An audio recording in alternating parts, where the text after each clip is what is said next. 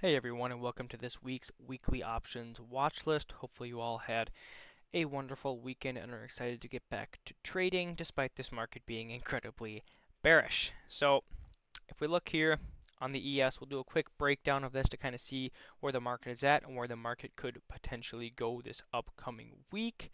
So we can see we've had a very, very strong flush here to the downside, each time getting close to that 21 EMA, rejecting it very quickly with usually a strong candle to the downside. We have our negatively stacked EMAs. We're in a deceleration stage, so everything about this market right now is showing bearishness.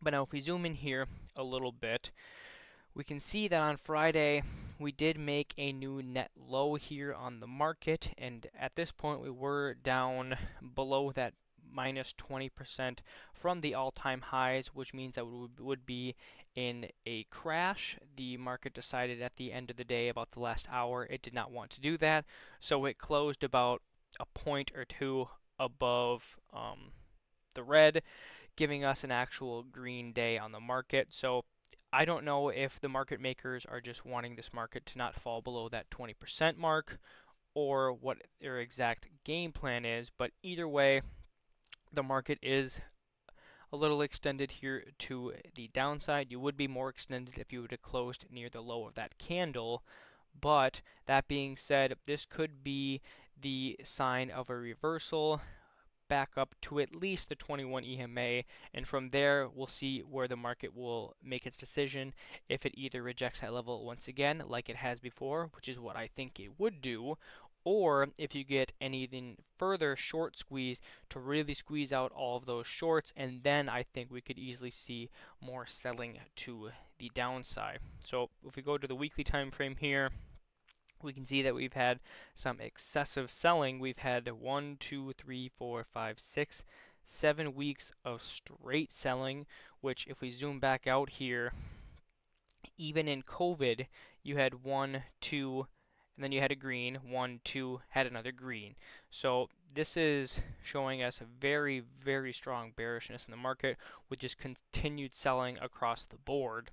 And if we look here on the squeeze histogram, we can see that it's still in this low compression squeeze, looking to continue to fire to that downside. Ideally, we want to start seeing some of these yellow bars, which is where we could start to get our reversion back up to that weekly 21 EMA, which would be another great place, in my opinion, to start to short this market as well. So I do want to see a bounce here on the market this week. I think it is due for one. We are very extended here in the weekly time frame, and I think it at least should go retest this 8 EMA. Ideally want to see it retest this 21 EMA. Does not mean it has to happen. Could easily just see this market continue to roll over to the downside, but I do think that it is due for a bounce to the upside. Another main thing that I am keeping my eye on is the VIX. So if we zoom in here, let me clear out all those. We can see that even with the market's strong selling off, the VIX is kind of just pinged back and forth around this 35 region to around this 25 region, kind of going back and forth, not really showing a whole lot of volatility in the market here. This is kind of showing me that fear is not leading to all this selling, and that I think we need to make a new high on the VIX here to put in a solid bottom on the market.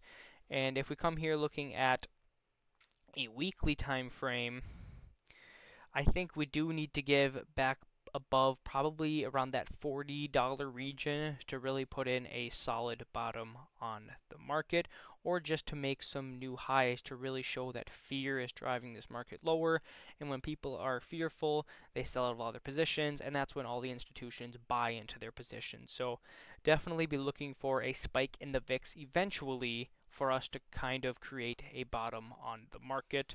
The next thing I'm keeping my eye on is the put call ratio. If we go back here to the daily time frame, is that we did get a almost touch of the previous places that created bottoms on the market, as you can see here back in February and then also back in January.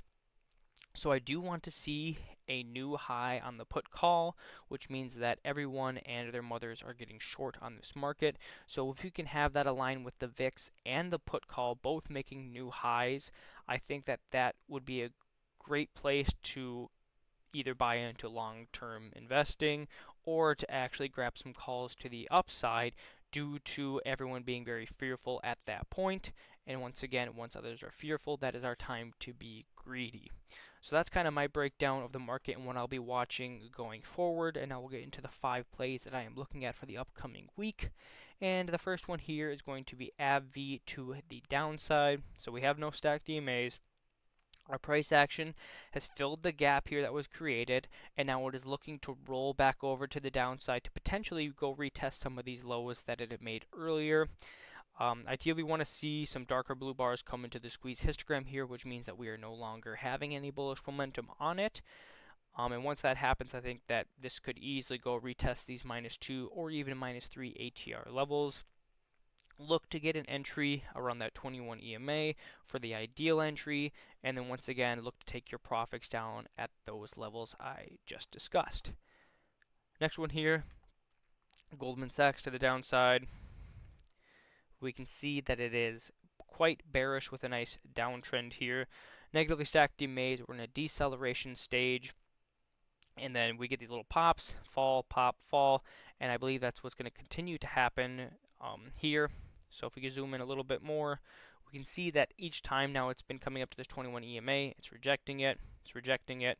Our squeeze histogram is below that 0 line, like that as well. So I think ideally want to see it come back up to that 21 EMA, and then it should roll over back down to the downside, retesting these -2 ATRs as it has done previously before. So this one does look solid to the downside in my opinion. Next one here is Eli Lilly to the upside actually. So this one has been showing a lot of relative strength compared to the rest of the market. The complete market has been completely selling off, but this one's been holding, kind of pinging back and forth between that -1 and +1 ATR, which is a good sign, and that's where we start to develop the squeeze because it's in a high, getting all that compression, waiting to make its next move either higher or lower. And I think with its structure here, it is looking to go higher. We have positively stacked DMAs. Our price action is holding above that 21 EMA here, and we have nice bullish momentum on the squeeze histogram. So I think with Eli Lilly here, if you get a little bit of dip here, I would take that buy, look for to bounce back up to these previous highs here for a good place to take profits in my opinion. Next one is MU to the downside. If we come in here, negatively stacked DMAs, price action holding below that 21 EMA, and we are losing this bullish momentum here on the squeeze histogram. Ideally want to see this continue to fall into these red bearish momentum histogram colors, and then with that we would see ideally a fall back down to the -2 or even the -3 ATR here on this daily time frame. So once again, look for a little pop here on this one to take an entry, and look to take your exits around those levels. And last but not least here, this one's been sitting on my watch list for a while, but its structure is still doing good. It is XL Energy to the upside. We have positively stacked DMAs.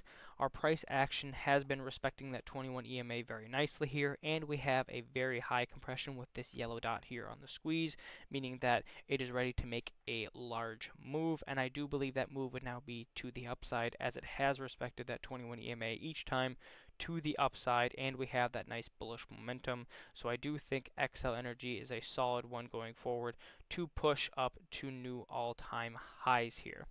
So this is my breakdown of the trades that I'll be looking at for the upcoming week and where we could see the market potentially go as well. Hopefully it gives you all a few more things you can keep your eyes on as well. And let's go out there on Monday and start making some money, everybody.